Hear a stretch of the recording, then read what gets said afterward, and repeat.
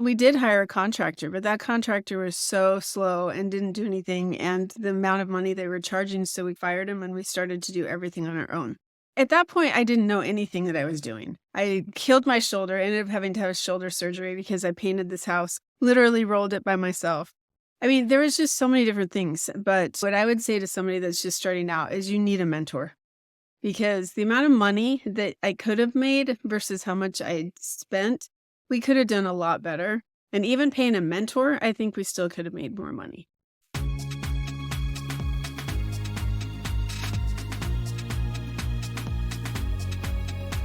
It's time to reinvent.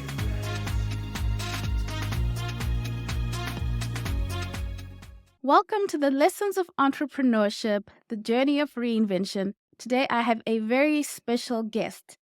She is the host of the Emmy-nominated show, The American Dream, host of Unbreakable Mompreneurs podcast. She's also the author of Flipping the Iceberg, Discovering and Celebrating What Lies Beneath the Surface in Your Relationships.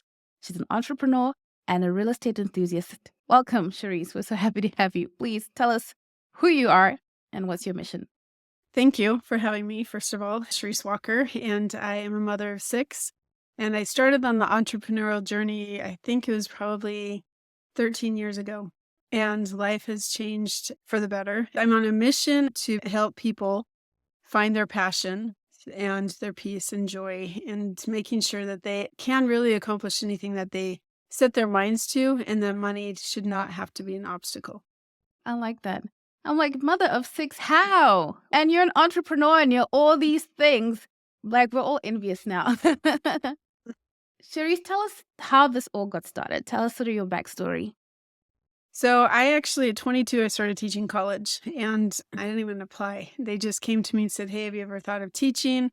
And long story short, I ended up becoming Instructor of the Year a few times. And then I moved into a dean position, and then the director, the president of the campuses.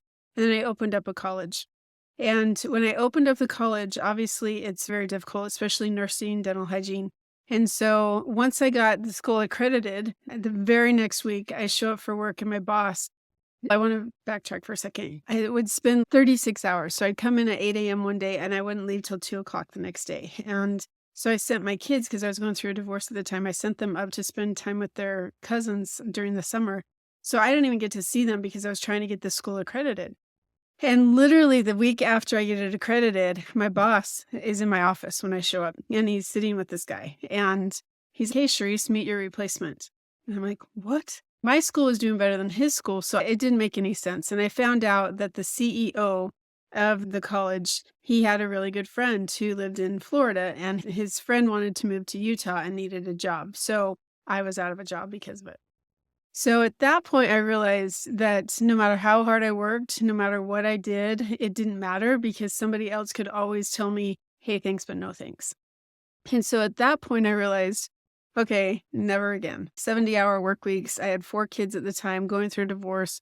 It was horrible that could happen. And so that was kind of my catapult to my entrepreneurial journey. So I started with, before text messages were a thing, and it was 902 something. It wasn't 90210, but it was something similar to that. And so I would go into businesses and say, hey, you can capture people's information and you can send them text messages. And they're like, that will never take off. And look at it today. Made my money back on that investment. And then I got into real estate and real estate investing. And there's another story behind that, where my brother and my family went into business, and that went belly up and left us significantly in the hole, like $200,000. And then I had a best friend that did the same thing. I realized from there, it was just put our bootstraps up, because we were on food stamps by the time that I left that college. So we were able to pull ourselves out of a $400,000 hole to where we had multiple properties. We flip. We do a lot of different things with real estate investing. So I teach people how to do that. And then I also teach people business, because obviously I have a master's in business. And so really growing your business and learning what to do is something that I'm very passionate about. I really realized after teaching college that I want every single person that is listening, as well as anybody else, that if you're living on a fixed income, or you're paycheck to paycheck, or you don't know what's going to happen and you're not happy in your job, that there is life after that, if you can find your true passion. And then from there, having the courage to take that leap of faith and get into your entrepreneurial journey. That's me. You've had quite an adventure. Come out on the other side with a great story to tell and a great mission. I think the first thing that people think about real estate investing is it's something that requires a lot of money. So people Yeah. often think, I can't get into that kind of business. Or if they just see anything to do with real estate, they switch off because they're like, I don't have enough money to purchase the property that I'm in. So how do I Mhm. get into real estate investing? I'm interested to know what you would say, because you coach people as well on doing this, what you'd say to that person and how someone could approach going into real estate investing.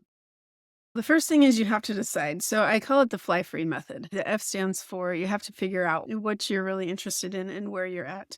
For example, if I don't have a lot of money, I feel like this is a commercial. I don't have a lot of money. I don't have a lot of time. So you just have to decide. I know I'm totally dating myself, but you have to make sure that you know where you're at, because I can teach 8 different ways of real estate investing, from somebody who doesn't have any money to somebody that has a lot of money and they don't want to do anything. There's so many different ways, and so you have to decide where you fit in that spectrum, and then from there, I can help you, because if you don't have money, then you might have a lot of time, and so you can partner with somebody that can, like, I'm giving people leads right now to call because I don't have a lot of time, so if they can call, and then we can partner or we can split if we close a deal, and so that's something where you start to get out. And then your flips, you can have people join you and do rev share. You can have people, like I just did one with somebody where I'm a hard money lender, but I'm also the partner. They do all the work. I provide some of the money, and then I take a portion of the deal, the net proceeds of that deal. And then you can start to, I mean, it really does. It starts to snowball. In the words of Grant Cardone, I think he started with $3,000, and he's a multi-billion-dollar company now in the industry with real estate. There's so much you said there. And my brain is like running all over. So I'm sure even the person who's listening, if they're not familiar with real estate, they're like, okay, tell me more, Charisse. Yeah. Yeah. In the event that someone has a few $1,000s, are you looking for a partner, a friend, a family member? Are you looking at a certain place or community where people find partners? How are you finding that partner? You have to get in the community. So I will tell you, my investing with friends and family did not go so well. And I would not personally, I just wouldn't. If you're starting out, you need to get into community. So there's real estate investor associations in every single state and many communities. And so if you look that up, usually they charge a membership fee, but you can also pay to just go to meetings. And so that's actually how I started, or a lot of like YouTube University, or have some videos that you can just start learning. And so I did that for about a year and a half, and I just learned and learned. And finally, I went to one of those meetings, the Real Estate Investor Associations, and they're like, just do it. Stop learning and just take action. So I literally left that meeting and looked up, because I'm also a realtor and I'm a lender, but I looked up some homes online, and I just drove straight to one, toured it, and made an offer, and they accepted it. And so I got a hard money loan, and that helped me pay for the repairs and helped me pay for the house. And then I sold it, and we did very well. And so before I even closed on that one, I bought another one. My husband's like, "What are you doing?" But it's worked out really well. So now we have buy and holds, which is what they're called, where you buy a house and instead of flipping, and if you don't know what flipping is, it means that you go in, you renovate the house, and you turn around. So say that we bought the house, I'm going to throw out numbers, $200,000, we can turn around and sell it for $315,000. Obviously, you're not going to make that much because you have to pay contractors and materials and interest and holding costs. But that is something that you can start doing. And it doesn't take a lot of money. You can partner with somebody that is willing to put up the money if you're willing to do the repairs or oversee the repairs. What was your first flip like? If you can take us back to that person, what was going on? Because I think a lot of people will be like, okay, you're so calm and you're professional and you experienced, but I'm just thinking if I got a call from a contractor, I'd probably lose it. So what was Charisse like when she started on this journey? Is there hope for me? Yes, there's hope for you. And first of all, I've always been like this. So I call it locus of control. What can you control? And if you can't control it, then let it go. So we name all of our flips. And this one was called the Blair Witch Project. It was on Blair Street. And so we did hire a contractor, but that contractor was so slow and didn't do anything. And the amount of money they were charging, so we fired him and we started to do everything on our own. And at this time, I think she was 18 months, and then I had a 2.5-year-old. And so they would paint themselves and my truck as we were painting the house. And I mean, it was so much fun. And I think at that point, I didn't know anything that I was doing. I killed my shoulder. I ended up having to have shoulder surgery because I painted this house, literally rolled it by myself. And we resurfaced. So we took off the cabinet doors and then we remade new ones. I mean, there was just so many different things, but redoing the bathtub. But what I would learn and what I would say to somebody that's just starting out is you need a mentor, because the amount of money that I could have made versus how much I spent, we could have done a lot better. And even paying a mentor, I think we still could have made more money. So all the things that people think, well, I'm going to save money, you're not. You don't know what you're doing. And so go with somebody else. Like, for example, there's a guy that I was partnering with recently. He was going to buy a 415 unit, like it was a portfolio of homes, and it was multi-million dollars, right? And so he wanted me to help him find the money. And my first response was, you have no clue. I mean, 415, and it was 22 different units in 3 different states. It's just ludicrous if he thinks he's going to do it on his own.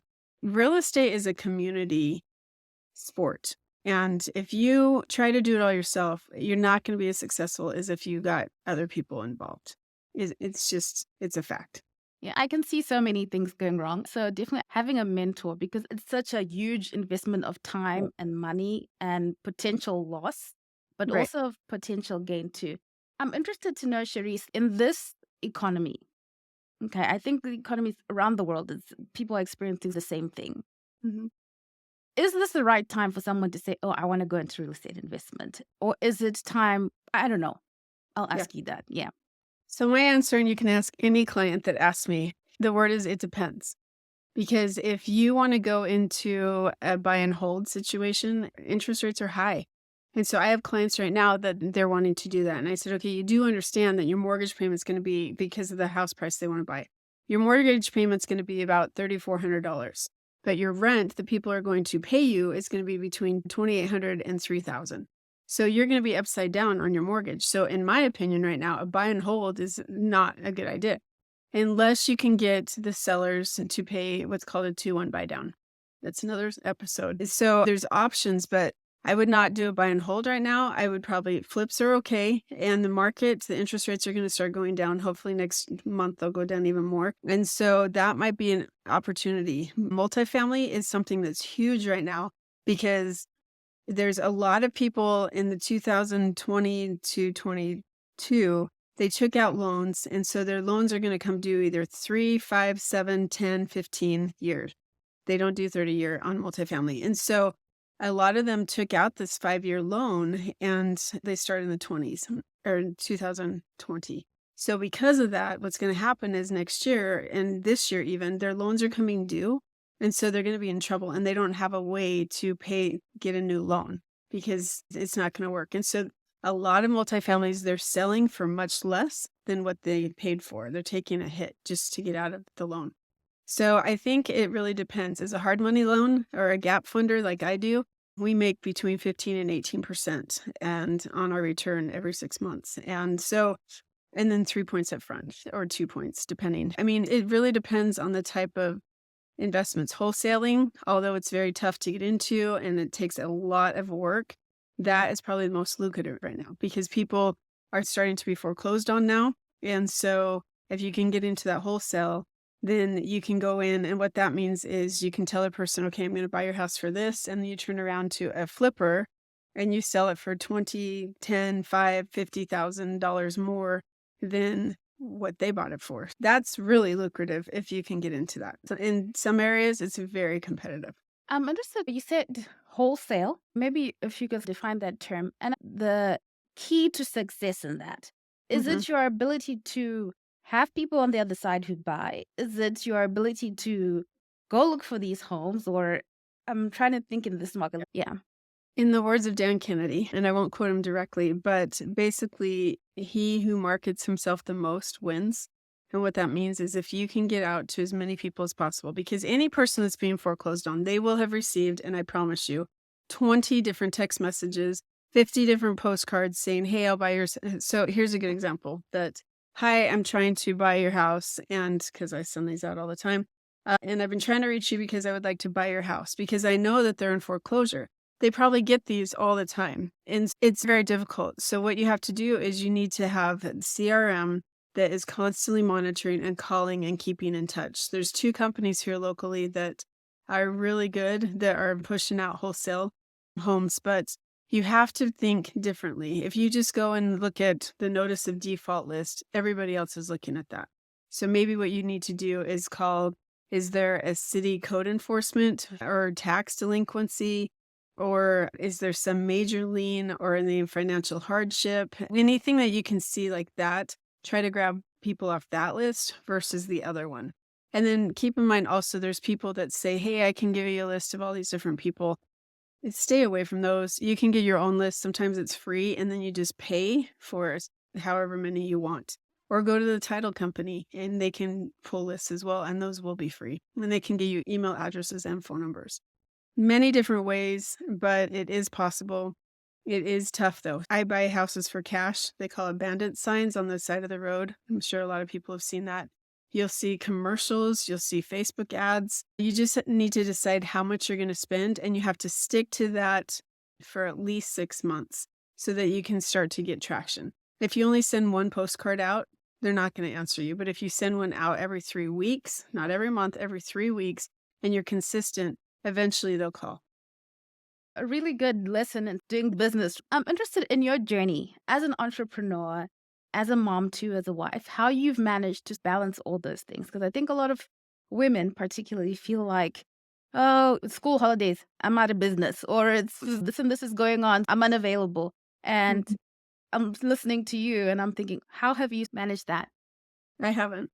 I mean, let's be honest, like it really is tough. And that's why I talk on my podcast. I mean, juggling being a mom and juggling being an entrepreneur, there's no juggling because one day your kids absolutely need you. And so you're gone the whole day. And so the next day. And so what I just recommend is, and I coach someone at 10 o'clock every day, it's called Skin in the Game, where it's accountability calls. So you set up your day so that you don't get overwhelmed. It's what's one professional thing you're going to accomplish. And don't go to bed till it's done. If you can get more than that done, fantastic. But let's start with those two things. And you have to have systems. You have to have a CRM that has workflows so that once you put, I think of it kind of like if you've ever floated down the river, right? So you get in the river at this point and you start floating down, right? The next group is going to get in and they're going to start floating down. And the next group is going to get in and they're going to start floating down. So you have to have a whole bunch of people in your pipeline or your river that's continuing to float, and this goes for any business, that you just have to constantly have good revenue, and you have to have workflows that's going to trigger every 3 days, 6 days, 9 days, whatever you want it to be, 21 days, 30 days, and all the way for a year out. And so if you can constantly reach people and touch people and have automated systems where postcards are being sent out, where phone calls are being made, text messages are being made, when that's all automated, it's way better and it's way more effective than you personally going, oh my gosh, I have to text this person today and I have to do this or that. So you have to get a CRM that allows you to be able to do that so that your life gets a lot easier because you have systems. That's such a good one. One personal, one professional. Because sometimes you're like so driven in the business and you got all these personal things piling up, which is not good. Or Right. it's the other way. You've got done all the personal things and there's absolutely nothing happening over there, which is even worse. You talk about the CRM. What CRM do you use? Because people are like, oh, okay, CRM got that, but which ones should I compare? Good question. We as investors are constantly trying different ones. So RealVolve is one that I started with, and I really do regret because all of my systems were set up in that, and I was done. And my mentor, she decided that she was going to create her own, and it's the Mayshore method. And so that's something that I'm sure I have an affiliate link I can give to people. But it's something where there are workflows that you can put in there. And there's so many things like you can do funnels in there. You can do just ridiculous amount of stuff. She's really beefed it up over the last couple of years. I mean, I knew her before she even had it created. And that's something that she's really been working hard on to create. Thank you for that. You said that there are 8 ways to create passive income in real estate. I think people often think of one way. Yeah. I think the rental and they're like, 8 ways? What are 8 ways that people can create a passive income through real estate? So I'm gonna have to count on my hand, right? Multifamily is the one. That's something that I've actually recently got into almost a year now, and it's crazy. I'd probably say if you don't have a lot of money, it is expensive unless you want to be what's called a general partner. So multifamily is one way, buy and hold is another. So we have multiple buy and holds now. And I will tell you that my husband lost his job recently, and our rental income has paid our mortgage, and we don't have to worry about that. And then actually, there's some gravy on top as well.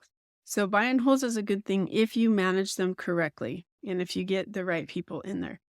It's a nightmare if you don't. And then you have your flipping. So the flipping would be like we talked about. You go and you renovate and you get out.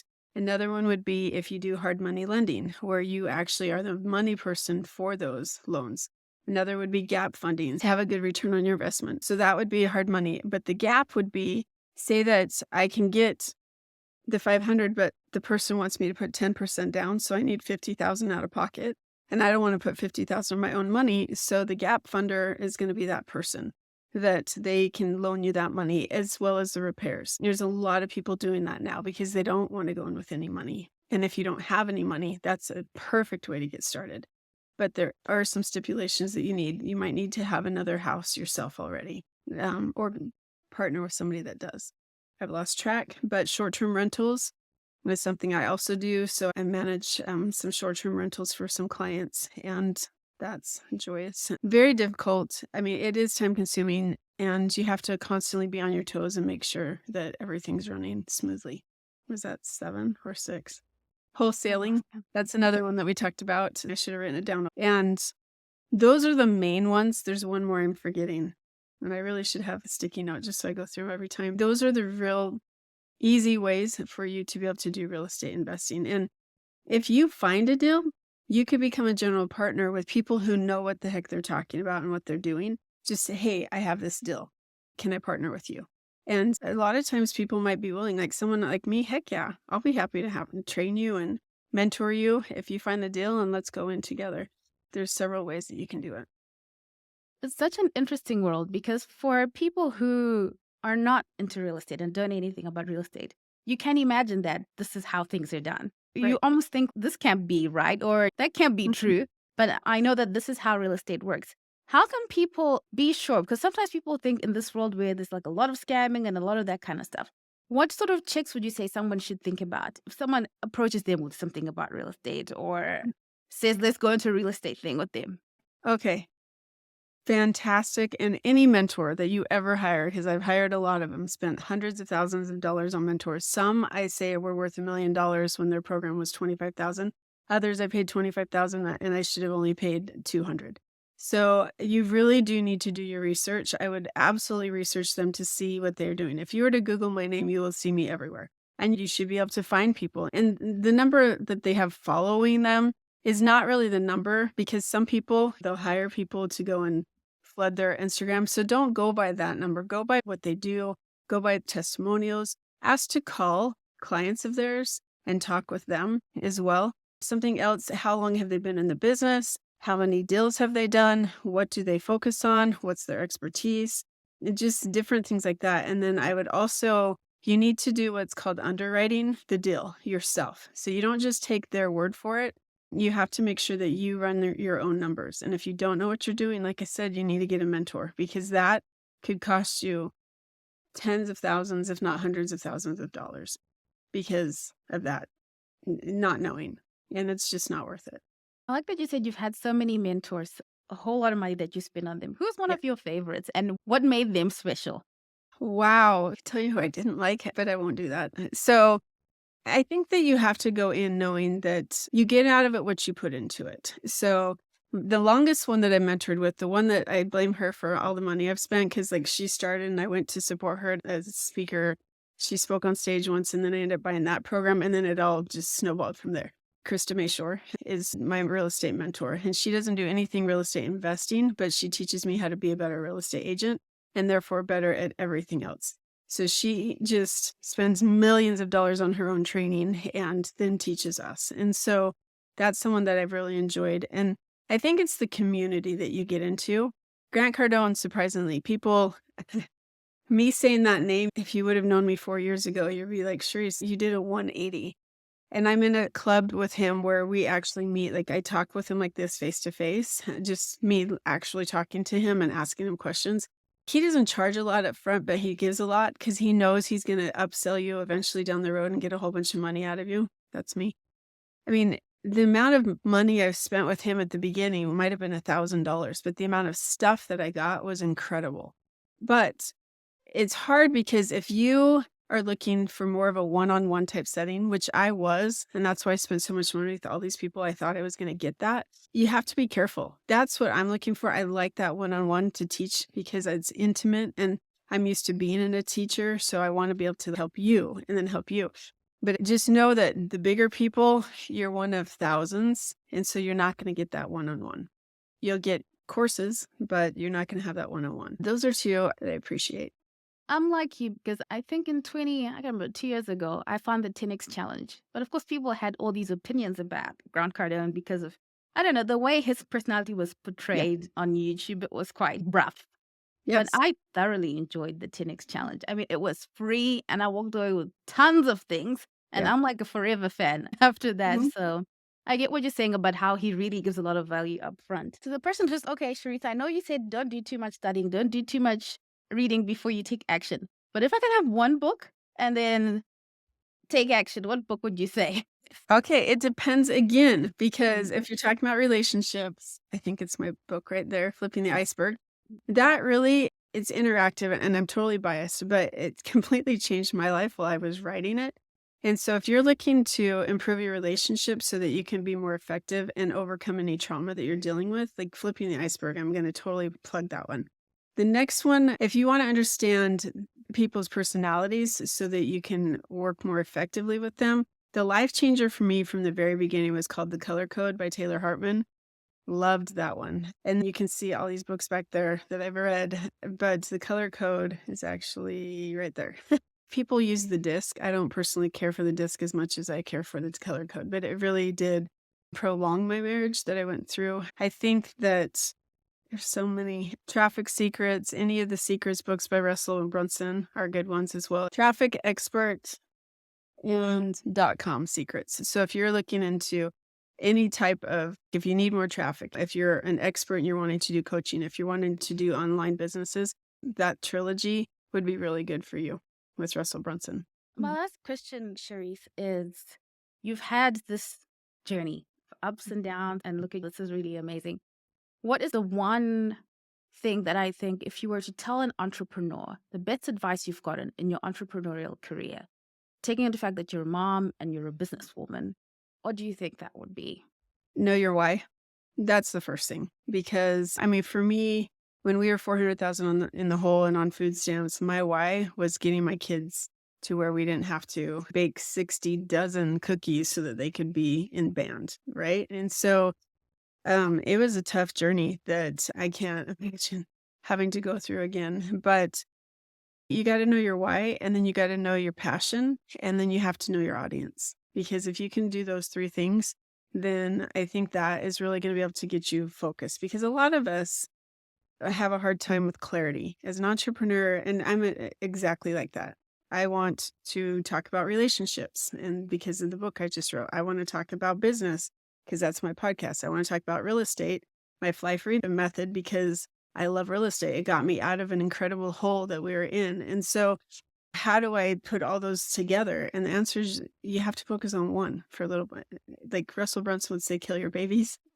I have 6, so I'm not going to kill my babies, but you have to figure out and start with one thing and focus on that one thing. Only hire one coach. There was a time I had 6. There's no way I can be successful with everything because I'm too spread thin. So you got to go on one, go deep, build it up, and then you can move on to the next thing. And so you really need to focus on what do you want to accomplish? Like, why am I doing this? Because you're going to go through so many trials that you're going to get burned out. You're going to start doubting yourself. And so you have to remember your why. And then knowing your audience so you can speak to them. So if I were to say, hey, you in the mall, no one's going to turn around. And that's what a lot of marketing does. But if you can focus on, hey, Priscilla, you're going to turn around. And so if you can like niche down to the very deep and figure out who that audience is that you want to work with, they will come and they will answer you. And so that's where you have to figure out, who do you want to serve? Wise words. To our audience, please go to www.charissewalker.com. Charisse, where can people follow you to learn more about what you're doing? If you go to Charisse Walker, you can learn more about my fly-free method, how to invest in real estate. You can learn about relationships. You can listen to my podcast, Unbreakable Mompreneurs. And it's just not for moms, but again, I'm calling all those moms to find their passion. And Charisse Walker on Instagram at Charisse Walker 1, and then also on Facebook, which I just started that page because everyone's Charisse, you need one thing. So it's Charisse Walker, but I just started that. Thank you so much. Charisse, before I let you go, is there one thing you wanted me to ask that I did not ask? That is a good question. I think that you were really thorough. I think that for me, asking what motivates me to do what I do, and that would be to help change lives. Because I've been on that side where it's been very difficult, and I'm wondering how we were going to feed our family and wondering what we were going to do. And just know that you can have an enjoyable life. You deserve to have an enjoyable life. You deserve to have that life that you've always dreamed of, and only you are stopping yourself. And so reach out, find that person that you're looking for. If it's me, great. If it's Priscilla, great. If it's somebody else, but get a mentor. And I cannot tell you the words, how much it's changed my life because of that. Thank you.